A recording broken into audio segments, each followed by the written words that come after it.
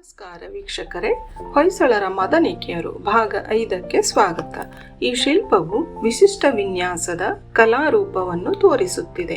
ಶಿಲ್ಪವು ದೇವತೆ ಅಥವಾ ರಾಜನ ಪ್ರತಿನಿಧಿಯಂತೆ ಕಾಣುತ್ತಿದೆ.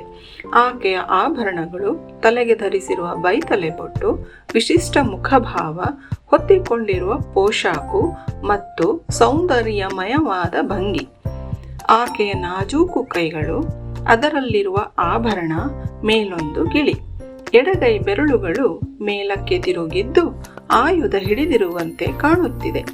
ಈ ಶಿಲ್ಪವು ಧಾರ್ಮಿಕ ಅಥವಾ ವೈಭವಶಾಲಿಯಾದ ಪಾತ್ರವನ್ನು ಪ್ರತಿನಿಧಿಸುತ್ತಿದೆ. 2 ಚಿಕ್ಕ ಆಕಾರಗಳು ಸೇವಕ ಅಥವಾ ಸಂಗಾತಿ ಪಾತ್ರಗಳಾಗಿರಬಹುದು. ಆಕೆಯ ಧಿರಿಸು ಈಗಿನ ಬರ್ಮುಡಾದಂತೆ ಕಾಣಿಸುತ್ತಿದೆಯಲ್ಲವೇ? ಶಿಲ್ಪದ ಸುತ್ತಲೂ ಹೊಯ್ಸಳ ವೈಶಿಷ್ಟ್ಯದಂತೆ ಸಸ್ಯಹಸ್ತ ಕಲಾರೂಪ ಮತ್ತು ಅಲಂಕಾರಿಕ ಅಂಶಗಳು ಕಾಣುತ್ತಿವೆ. ಧನ್ಯವಾದಗಳು.